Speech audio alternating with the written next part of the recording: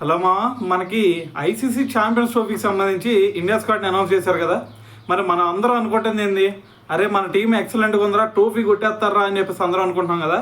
So అయితే మన team బాగానే ఉంది భయ్య. మరి మన టీం బాగుంది అని చెప్పి సంగలు గుద్దుకుంటే సరిపోదేడా, అపోజిషన్ ఎలా ఉందనేది తెలియాలి కదా. ఫస్ట్ అపోజిషన్స్ అంటే మనకి మన ఇండియా టీం దాంట్లో ఎటువంటి డౌట్ లేదు, సెమీఫైనల్గా ఫైనల్కి వెళ్ళిద్ది. సో ఖచ్చితంగా వెళ్ళిద్ది. సో దాంట్లో ఎటువంటి డౌట్ అవసరం లేదు. అయితే సెమీఫైనల్గా ఫైనల్కి వెళ్ళిన తర్వాత కొన్ని పెద్ద టీమ్స్తో ఆడాలి. మరి ఆ పెద్ద టీమ్స్ ఏ ఉండే ఛాన్స్ ఉంది? మహా అయితే ఆస్ట్రేలియానో, లేదంటే ఈ పాకిస్తానో, లేదంటే న్యూజిలాండో, సౌత్ ఆఫ్రికానో ఇవే వస్తాయి. అయితే మరి ఆ టీమ్స్ ఎలా ఉన్నాయి అనేది తెలిస్తే ఈ రెండింటికి కంపేర్ చేసుకున్నాం అనుకో, ఏ టీం బాగుందో తెలిసిందనుకో, మరి ఈసారి కప్ ఎవరు కొడతాడో కూడా అర్థమైంది కదా. సో అయితే మరి మిగతా అన్ని టీమ్స్ గురించి తర్వాత మాట్లాడదాం. సో ఫస్ట్ ప్రయారిటీ ఎవరు మనకి? ఆస్ట్రేలియా, అంతే కదా. మనకి ఫైనల్కి వస్తే ఆస్ట్రేలియాకి ఎక్కువ ఛాన్సెస్ ఉన్నాయి. సో మరి ఆస్ట్రేలియా ఫైనల్కి వచ్చిందనుకో, మరి మన టీం వాళ్ళని ఢీ కొట్టగలిగిద్దా అంటే దాని గురించి ఇప్పుడు మాట్లాడదాం, విను. ఫస్ట్ మనకల్లే టీం చూసామనుకో, మనకల్లే స్పిన్ బౌలింగ్ ఆల్రౌండర్లు ఉన్నారు, హార్దిక్ పాండ్యా లాంటి ఫాస్ట్ బౌలింగ్ ఆల్రౌండర్లు ఉన్నారు, పైన చూసుకుంటే ఎక్స్పీరియన్స్ టాప్ క్లాస్ బ్యాట్స్మెన్స్ ఉన్నారు, కింద చూసుకుంటే టాప్ క్లాస్ బౌలర్స్ ఉన్నారు. అంతా ఓకే, మన టీం ఎక్సలెంట్గా ఉందిరా అని చెప్పి సంకలు గుద్దేసుకోవచ్చు. కానీ ఆ సంకలు గుద్దుకునే ముందు ఫస్ట్ అపోజిషన్ ఎలా ఉందనేది ఫస్ట్ చూడు. ఆ సంకలు గుద్దుకోవడం కూడా మానేస్తావు. సో ఫస్ట్ ఆస్ట్రేలియా టీంలో కనుక నువ్వు చూసావు అనుకో, ఫస్ట్ నీకు గుర్తొచ్చేది, నువ్వు కళ్ళు మూసుకున్నా సరే ఆస్ట్రేలియా అనగానే గుర్తొచ్చేది ట్రావిస్ హెడ్డే. ఎందుకంటే అప్పటి వరకు ఎటువంటి ఫామ్లో ఉన్నా సరే మన ఇండియా మీద మ్యాచ్ అన్నావు అనుకో, లగెత్తుకుంటూ వస్తాడు బ్యాట్ పట్టుకొని, అరే నేను ఉన్నాను రా అబ్బాయి అని చెప్పేసి. సో అప్పటి వరకు ఫామ్లో లేకపోయినా సరే మన వాళ్ళు ఫామ్లో తీసుకొచ్చేస్తారు ట్రావిస్ హెడ్ని. సో ఖచ్చితంగా ట్రావిస్ హెడ్ అనే గండం మన ఇండియా టీంకి తప్పదు. సో మరి ఏదో ఒకటి చేసి, మరి బుమ్రానో ఇంకెవరో షమియో ఏదో ఒకటి చేసి ఫస్ట్లో వికెట్ తీసారా అనుకుందాం ట్రావిస్ హెడ్ది. ట్రావిస్ హెడ్ వికెట్ తీసిన తర్వాత మరి అటువైపు ట్రావిస్ హెడ్తో పాటు ఓపెనింగ్ చేసిన వాడు ఇంకోళ్ళు ఉంటారు కదా. సో ఆ ప్లేస్లో ఎవరు ఆడతారు? మిచెల్ మార్ష్ ఆడతాడు. సో మిచెల్ మార్ష్ బీజేటీలో చూసాం, సరైన ఫామ్లోనే లేడు. అరే సరైన ఫామ్లో లేడు అని చెప్పేసి నువ్వు సంకలు గుద్దుకున్నావు అనుకో, అక్కడే తొక్కలో కాలేస్తావు. అందుకని చెప్పేసి ఇక్కడ మిచెల్ మార్ష్ ఫామ్లో లేకపోయినా సరే మాథ్యూ షాట్ పేరునే ఉంటావు. మొన్న బిగ్ బ్యాష్ లీగ్లో మనోడు క్రియేట్ చేసిన విధ్వంసం ఎట్టుందంటే, ఖచ్చితంగా ఎవడైనా ఫిదా అవ్వాల్సింది ఆ ఇన్నింగ్స్కి. ఒరే ఏందిరా వీళ్ళు ఇటువంటి బ్యాట్స్మెన్ ఆడ నుంచి తీసుకొస్తున్నారా బాబు అని చెప్పేసి ఖచ్చితంగా అనుకుంటారు. అటువంటి ఇన్నింగ్స్ ఆడాడు మొన్న ఒక సెంచరీ కొడితే. సో అయితే మరి ఇక్కడ ఇద్దరిని కూడా ఏదో ఒకటి చేసి బుమ్రా ముందు ఇద్దరిని అవుట్ చేశారా అనుకుందాం. దాని తర్వాత పవర్ ప్లే అయిపోయిన తర్వాత బుమ్రా ఉండడు, ఆడడం మళ్ళీ చివర్లో వస్తాడు. సో ఆ మధ్యలో వీళ్ళకల్లే స్టీవ్ స్మిత్, దాని తర్వాత లబుషేన్ ఇద్దరు తగులుకుంటారు. ఇద్దరు తగులుకున్నారనుకో, మరి స్టీవ్ స్మిత్ అనగానే మనకు ఆల్రెడీ బోర్డర్ గవాస్కర్ ట్రోఫీలో చూశారు కదా, 2 సెంచరీలు వేసాడు. సో అదేదో గుడ్ డేట్లో చేసుకున్నాడు అనుకోమాకండి. మొన్న బిగ్ బ్యాష్ లీగ్లో ఒక మ్యాచ్ సిడ్నీ సిక్సర్స్ తరపున ఆడతా పిచ్చు కొట్టాడు భయ్యా. ఏంది బౌలర్స్ అందరిని కూడా సెంచరీ కొట్టాడు. బిగ్ బ్యాష్ లీగ్ 20 ఓవర్స్లోనే సెంచరీ కొట్టాడు అంటే దాన్ని బట్టి నువ్వు అర్థం చేసుకో ఎటువంటి ఫామ్లో ఉన్నాడు, ఎటువంటి ఆకలితో ఉన్నాడు. సో దీన్ని బట్టి మనకు అర్థమవుతుంది ఏంటంటే నెంబర్ 3 ప్లేస్లో కూడా స్టీవ్ స్మిత్ కూడా ఒక అగ్రెసివ్గానే ఉన్నాడు. సో మరి ఏదో ఒకటి చేసి పిచ్చి ఏదో చేసి మనం స్టీవ్ స్మిత్ను కూడా అవుట్ చేసాం అనుకుందాం. దాని తర్వాత లబుషేన్ వస్తాడు. లబుషేన్ వచ్చాడు అనుకో, మనందరూ తెలిసిందే last time 2023 ODI world cup ఫైనల్లో మరి మనం ట్రావిస్ హెడ్తో కలిపి జిడ్డాడుతా మరి మ్యాచ్ని గెలిపించాడు. సో మరి లబుషేన్ టెస్ట్లో సరైన పర్ఫార్మెన్స్ లేకపోయినా ఓడిఐ ఫార్మాట్ అనగానే మనోడు ఈజీగా 50లు కొడతాడు. సో లబుషేన్ కూడా మనకి కొంచెం ఇబ్బంది పెట్టే బ్యాట్స్మెనే. సో అయిపోయింది, అరే ఎట్టో కట్ట చేసి వీళ్ళ నలుగురిని అవుట్ చేసాంరా అని అనుకునే లోపే వీళ్ళ కళ్ళే ఇంకొక 2 పవర్ హిట్టర్లు ఉన్నారు. ఒకళ్ళు చూస్తే మళ్ళీ హార్దిక్ పాండ్యా గుర్తొస్తాడు మనకల్లే, ఇంకొకరిని చూస్తే ఎంఎస్ ధోని గుర్తొస్తాడు. ఇటువంటి 2 పవర్ హిట్టర్లు ఉన్నారు వీళ్ళకల్లే. ఎవరు పయ్యా వాళ్ళిద్దరు అంటే ఫస్ట్ వచ్చేసరికి మ్యాక్స్వెల్ గురించి చెప్పాల్సిన అవసరం లేదనుకుంటా. ఎందుకంటే మ్యాక్స్వెల్ ఒక్క నిలబడితే చాలు మ్యాచ్ మొత్తాన్ని టర్న్ చేయగలుగుతాడు. సో మీ అందరికి కూడా తెలిసిందే అది. ఇంకా చెప్పాలంటే ఈవెన్ మన ఇండియా టూర్కి వచ్చినప్పుడు కూడా ప్రసిద్ధ్ కృష్ణ బౌలింగ్లో లాస్ట్ ఓవర్ 15 కొట్టాల్సి వస్తే అప్పుడు కూడా మ్యాచ్ ఫినిష్ చేశాడు. సో దాంతోపాటు ఇంకా ఏదన్నా ఉందా అంటే ఆఫ్ఘనిస్తాన్ మీద మీరందరూ చూసుంటారు. సో కుంటోడ్లాగా అసలు మొత్తం పిక్కలు పట్టేసినా కూడా మ్యాచ్ని గెలిపించిన సిచ్యువేషన్ మనం చూసాం. సో మ్యాక్స్వెల్ గురించి చెప్పాల్సిన అవసరం లేదు కదా. సో మ్యాక్స్వెల్ లాంటి ఒక పవర్ హిట్టర్ ఉన్నాడు. సో మరి అతన్ని ముందు అవుట్ చేసావనుకో అయిపోయింది. అలా కాకుండా టైం ఇచ్చామనుకో, స్కూప్ షాట్లు కొడతాడో తెలియదు, మోకాలు తండేసి కొడతాడో తెలియదు, ఎట్ట పడితే అట్ట కొడతాడో, పిచ్చి కొట్టుడు కొడతాడు. సో కాబట్టి ఇక్కడ మ్యాక్స్వెల్ కొంచెం డేంజరే. సో ఏదో ఒకటి చేసి మ్యాక్స్వెల్ను కూడా అవుట్ చేసాం భయ్యా అని అనుకుంటామేమో. దాని తర్వాత స్టోయినిస్ వస్తాడు. స్టోయినిస్ ఒక తెట్టు పట్టుకొని వచ్చినట్టు వస్తాడు. వచ్చాడనుకో ఫస్ట్ కొంచెం స్లోగానే ఆడతాడు, చివరికి వచ్చేలోపు స్కోర్ ఎట్ట వచ్చినాయో కూడా అర్థం కాదు.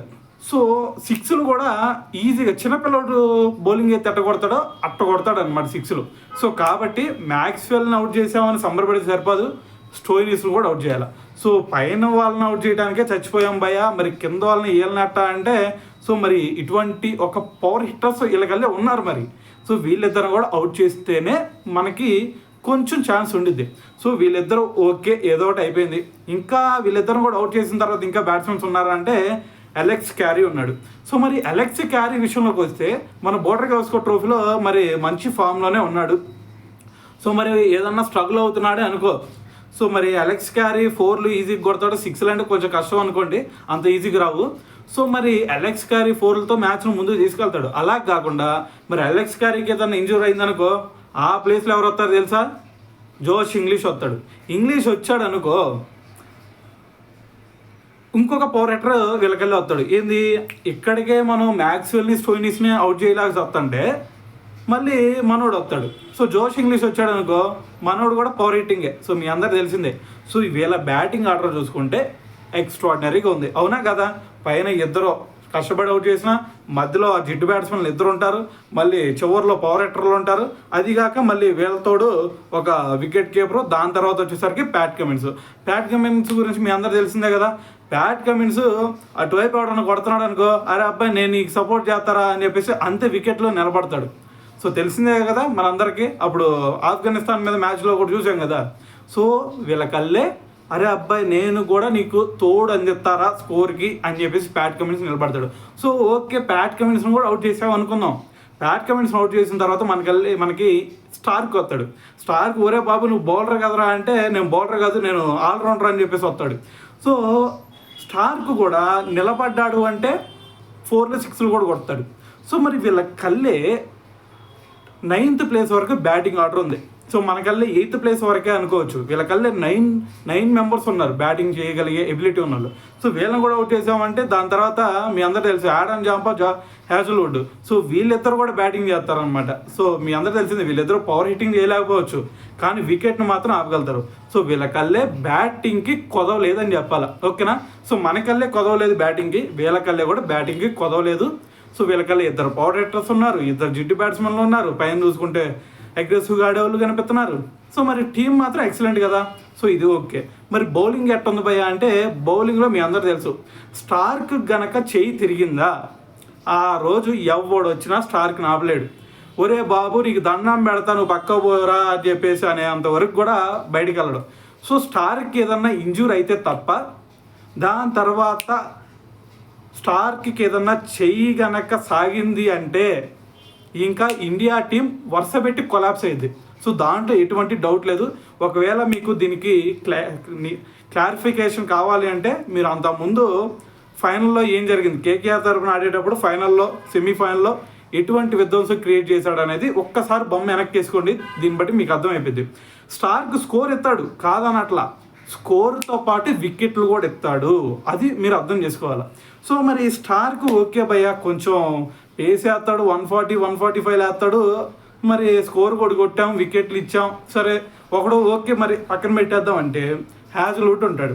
హ్యాజల్వుడ్ వచ్చి ఏం చేస్తాడు, నేను ఒకే లైన్ పట్టుకుంటా, నాకు కనిపించేది ఒకటే లెంత్, ఆ లెంత్లోనే ఆ లైన్లోనే బాల్ వేస్తాను, నువ్వు కొట్టుకుంటే కొట్టుకున్నావంటే 7 క్యాచ్లు లెగుతాయి, లేదు అంటే బాల్ మిస్ అయిపోయింది. సో ఏం చేస్తావంటే సో మన వాళ్ళు తెలిసిందే కదా, out side off stump ball వేస్తాడు, ఎవరో ఒకరు గెలుగుతారు, స్లిప్లో క్యాచ్ ఇస్తారు. సో జరిగేది ఇదే అనమాట. సో ఇద్దరు కూడా డిఫరెంట్ టైప్స్ ఆఫ్ బౌలర్స్. ఇటువైపు స్టార్క్ చూసుకుంటే పేసు, దాని తర్వాత వికెట్లు ఎత్తాడు. హ్యాజల్వుడ్ చూసామంటే అదే లెంత్ అదే లైన్ అంటాడు. సో ఇద్దరు కూడా డిఫరెంట్ టైప్స్ ఆఫ్ బౌలర్స్ ఉన్నారు, వీళ్ళు అయిపోయారు. సో మరి వీళ్ళిద్దరు పవర్ ప్లేలో వేస్తారు భయ్యా, మరి నెక్స్ట్ ఎవరు వేస్తారు? నెక్స్ట్ స్పిన్నర్లు వేస్తారా, పిచ్ కొట్టు కొడతాం కదా అని అనుకో. మాకు నెక్స్ట్ వచ్చేసరికి వీళ్ళకి స్టోయినిస్ ఉన్నాడు. స్టోయినిస్ ఒకప్పుడు చూసుకుంటే మెయిన్ బౌలర్గా కూడా యూజ్ చేసేవాళ్ళు స్టోయినిస్ని. సో మనోడు చేసేది ఏంటంటే పేస్ ఎక్కువ ఉండదు. మనోడు వేసే పేస్ ఎంత అనుకున్నారు, 127 128 అంతే వేస్తాడు. దాంతోపాటు ఒక లైన్ పట్టుకుంటాడు. ఆ లైన్ ఏది, వికెట్ ఆఫ్ స్టంప్ మీద మాత్రమే నేను బాల్ వేస్తాను, ఇంకేడ వేయను అంటాడు. సో ఆఫ్ స్టంప్ మీద బాల్ ఎత్తే ఎటు కొడతావు అంటే టుక్కు అని కొట్టుకుంటావు. లేదు నేను అగ్రెసివ్గా ఆడతానంటే ఆడే క్యాచ్ లేపుతావు. సో మరి పవర్ ప్లేయర్ కూడా అయిపోయింది కాబట్టి క్యాచ్ లేసేది పెయిలన్కి వెళ్ళిపోతావు. సో మరి ఇక్కడ వీళ్ళ ముగ్గురు కూడా కొంచెం డేంజరసే. వీళ్ళతో పాటు మరి ప్యాట్ కమిన్స్ ఉంటాడు కదా. సో మరి పవర్ ప్లే అంతవరకు వీళ్ళిద్దరే వస్తారు మెయిన్ బౌలర్లో. దాని తర్వాత ప్యాట్ కమిన్స్, దీని తర్వాత స్టోయినిస్ ఇద్దరు వస్తారు. సో వీళ్ళిద్దరు స్పెల్ మీ అందరూ తెలిసిందే కదా. ఒక పక్క నుంచి నేను ఆఫ్ స్టంప్ మీదే బాల్ వేస్తాను అనే స్టోయినిస్ ఒకడు ఉంటాడు. దాని తర్వాత నేను స్లో బాల్ వేస్తానో నాకే తెలీదు, దాని తర్వాత 140 వేస్తానో నాకే తెలీదు, లేదంటే బౌన్సర్లు వేస్తానో తెలీదు, ఇంకే బాల్ వేస్తానో తెలీదు అనే విధంగా ప్యాట్ కమిన్స్ వచ్చి బాల్ వేస్తాడు.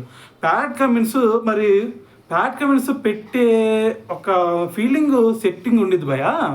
సో మనోడికి వికెట్లు రాకపోయినా సరే ఖచ్చితంగా ఆ సిచ్యువేషన్లో అయినా సరే వికెట్లు తీసుకునే ఎబిలిటీ ఉండిద్ది అనమాట ప్యాట్ కమిన్స్ గురించి. సో కాబట్టి వీళ్ళకల్లే నలుగురు పేసర్లు కూడా ఎక్స్ట్రాడినరీ పేసర్స్ ఉన్నారు వీళ్ళకల్లే.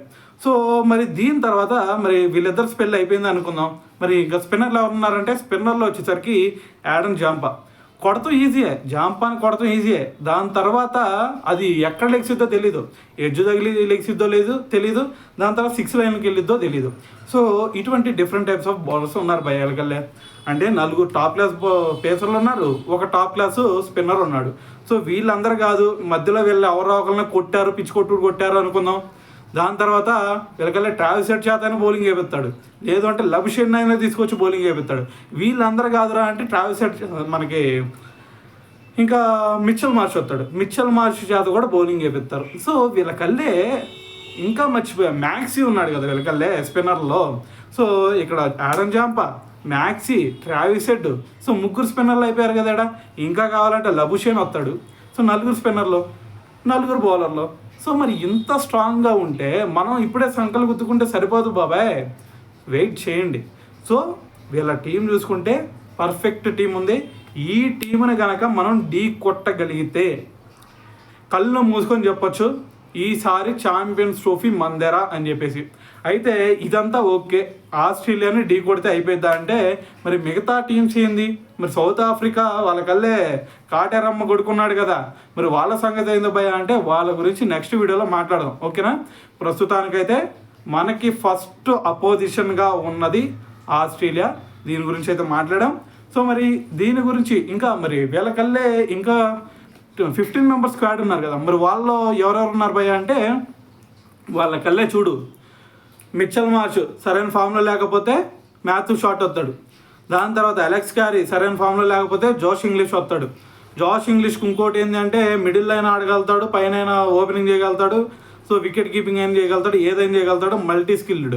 దాని తర్వాత వచ్చేసరికి బౌలింగ్లో హ్యాజల్వుడ్కి ఆల్రెడీ ఇంజూర్ అయింది, మరి స్టార్క్ చించుకొని వేస్తారు కాబట్టి ఏదైనా ఇంజూర్ అయినా సరే నాథన్ ఎల్లీస్ వస్తాడు. నాథన్ ఎల్లీస్ అంటే మీ అందరూ తెలుసు, అంతకుముందు మన ఇండియా టూర్కి వచ్చినప్పుడు కూడా నాథన్ ఎల్లీస్ ఉన్నప్పుడే వాళ్ళు మ్యాచ్లు గెలిచారు. నాథన్ ఎల్లీస్ ఈజీగా వికెట్లు తీసుకుంటాడు.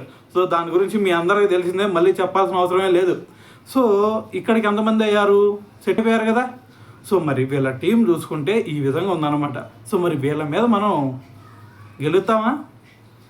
సో మరి దీని గురించి మీరే కామెంట్ చేసేయండి.